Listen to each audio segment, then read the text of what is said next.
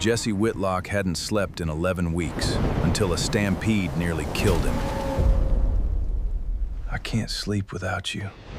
Woman at all.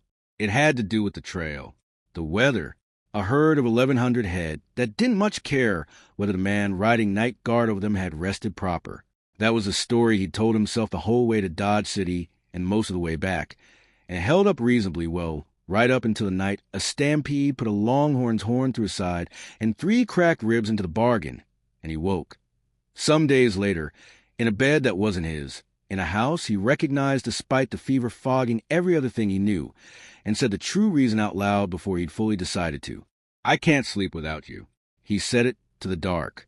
He said it, as it happened, directly to Emmeline Hartwell, who was sitting 3 feet from his bed at 2 in the morning changing and dressing, and who had not slept much better than he had.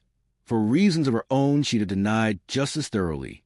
The Hartwell spread ran 8,000 acres of good Texas grass, and Jesse Whitlock had worked it for 6 years, since he was 19. Good with horses, better with cattle, and entirely, hopelessly, silently in love with the rancher's only daughter since roughly his 2nd week on the place. He had never once said so. Emmeline Hartwell stood to inherit 8,000 acres and a herd worth more money than Jesse Whitlock expected to see in his whole working life.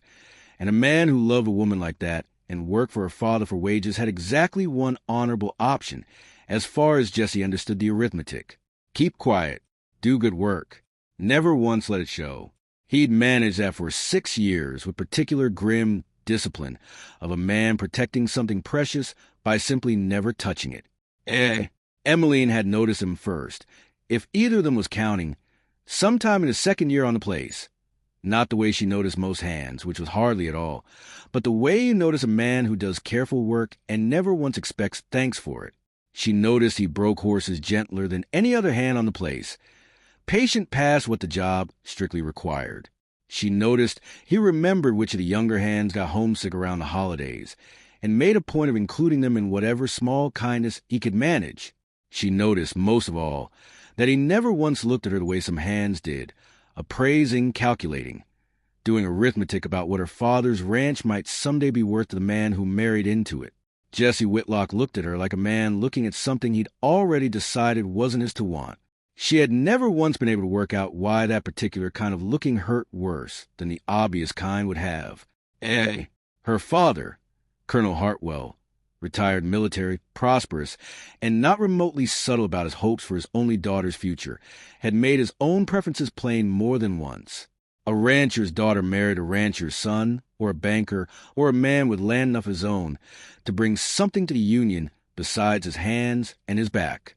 He'd said as much at supper, more than once, in Jesse's hearing, without ever once meaning it unkindly, simply stating, the way a father states most things about his daughter's prospects, the practical arithmetic of a good match.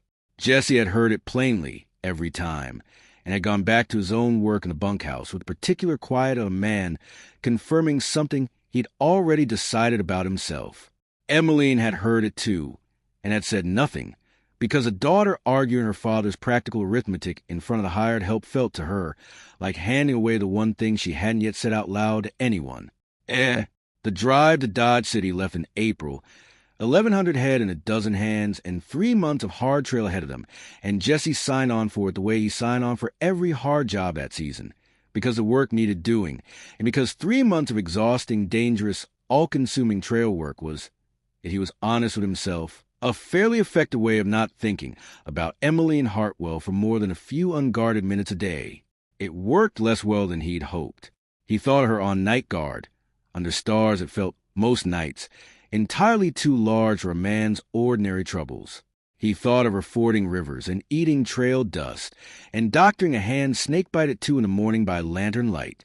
By the time the herd was 3 weeks out from Dodge, Jesse Whitlock had stopped pretending, even to himself, that the trail was the reason he wasn't sleeping.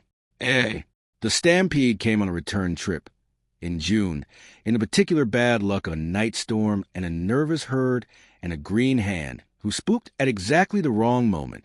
1,100 head went from still to running in about 4 seconds, which is a kind of arithmetic that gets men killed on a cattle trail, and Jesse Whitlock, closest right at the panic's edge, and the only one positioned to turn the lead steers before the whole herd ran itself and half the outfit into a ravine 2 miles on, did the job the way he did every hard job on that place, without hesitation, and without much regard for his own particular safety. He turned the herd. He did not entirely get clear of it himself. A longhorn's horn caught him low in the side as the mass of cattle finally broke and scattered, and 3 of his ribs went under a following animal's shoulder before another hand managed to pull him clear of the worst of it.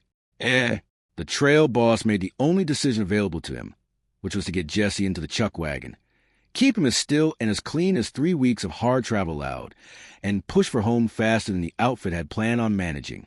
He was fevered by the 2nd day, delirious by the 4th. He arrived back at the Hartwell place in a wagon, unconscious more often than not, and Colonel Hartwell, who valued a hand who'd turned a stampede and very likely saved 11 other men's lives doing it, had him carried into the main house itself rather than the bunkhouse, over the protest of exactly no one. Emmeline Hartwell took over his nursing from the 2nd evening, and did not, for the better part of 2 weeks, sleep a full night herself. She told herself it was simple gratitude, the same debt anyone on that ranch owed a man who'd turned a stampede at genuine risk to his own life. She told herself that through 11 days of changing dressings and forcing broth past cracked lips, and sitting up through fevers that ran high enough some nights to frighten the doctor himself, she stopped telling herself that particular story sometime around the 9th night, sitting in the dark beside a man she had loved in careful silence for 4 years, understanding with sudden, unwelcome clarity that gratitude does not generally keep a person awake past midnight watching another person breathe.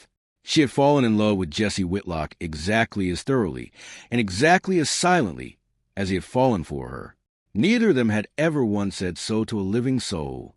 The fever broke properly on the 12th night, and Jesse Whitlock came up out of the way a drowning man comes up for air, disoriented, exhausted, uncertain for a long moment which parts of the last 3 weeks had been real, and which had been fever dreams stitched together out of trail dust and starlight. He knew he was in a bed that wasn't his.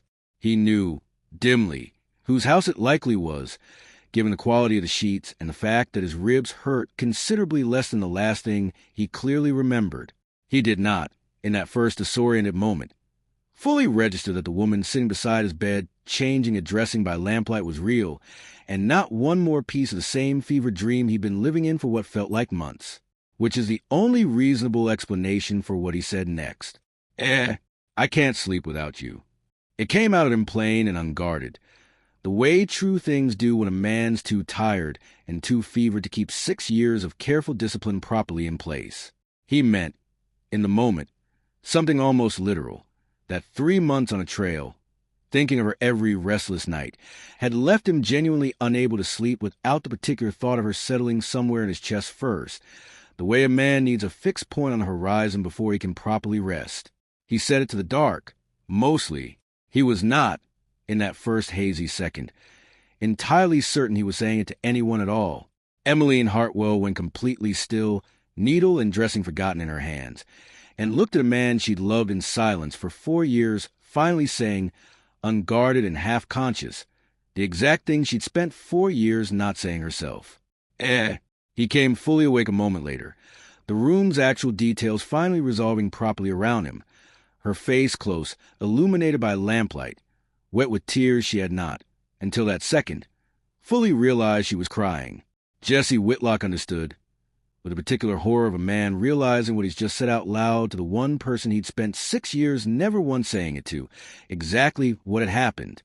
Miss Hartwell, he tried to sit up, winced hard at his ribs' immediate objection, and settled for looking thoroughly mortified instead. That wasn't I was fevered. I didn't mean to. Jesse. He stopped.